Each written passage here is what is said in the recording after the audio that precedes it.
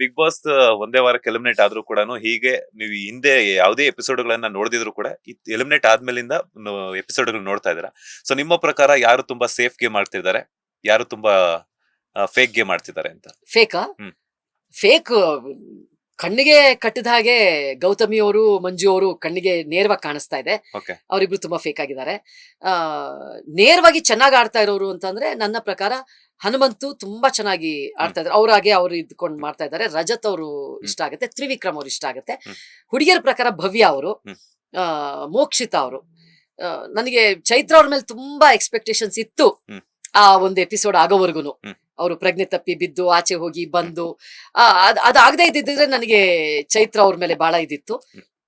ಆದ್ರೆ ಕಷ್ಟಪಟ್ಟು ನಿಜವಾಗ್ಲೂ ಆಟ ಆಡ್ಕೊಂಡು ಆಟದ ಮೇಲೇನೆ ಫೋಕಸ್ ಮಾಡ್ಕೊಂಡು ಅವ್ರ ವ್ಯಕ್ತಿತ್ವದ ಮೇಲೆ ಫೋಕಸ್ ಮಾಡ್ಕೊಂಡು ಇರುವಂತದ್ರಲ್ಲಿ ಈ 5 ಜನದ ಬಗ್ಗೆ ಇದೇ ಆರ್ಡರ್ ಅಲ್ಲಿ ನಾನು ಇಷ್ಟಪಟ್ಟಿದ್ದೀನಿ, ಅಂದ್ಕೊಂಡಿದ್ದೀನಿ.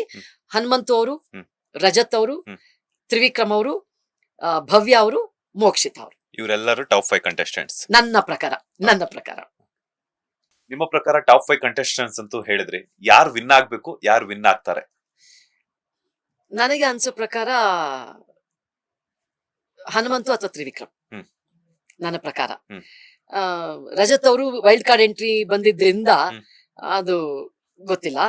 ಬಟ್ ಹನುಮಂತು ಅವ್ರ ತ್ರಿವಿಕ್ರಮ್ 100% ನನಗನ್ಸೋ ಪ್ರಕಾರ.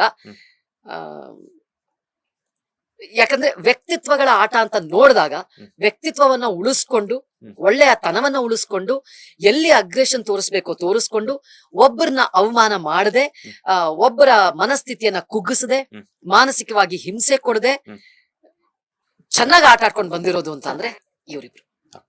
ಲೇಟೆಸ್ಟ್ ಹಾಗೂ ಇಂಟ್ರೆಸ್ಟಿಂಗ್ ಸುದ್ದಿಗಳಿಗಾಗಿ ಬಾಸ್ ಟಿವಿ ಕನ್ನಡ ಚಾನೆಲ್ನ ಸಬ್ಸ್ಕ್ರೈಬ್ ಮಾಡಿ. ಹಾಗೆಯೇ ಬೆಲ್ ಐಕಾನ್ ಪ್ರೆಸ್ ಮಾಡಿ. ಇದರ ಜೊತೆಗೆ ಫೇಸ್ಬುಕ್, ಇನ್ಸ್ಟಾಗ್ರಾಮ್, ಎಕ್ಸ್ ನಲ್ಲೂ ಮಿಸ್ ಮಾಡದೆ ಫಾಲೋ ಮಾಡಿ.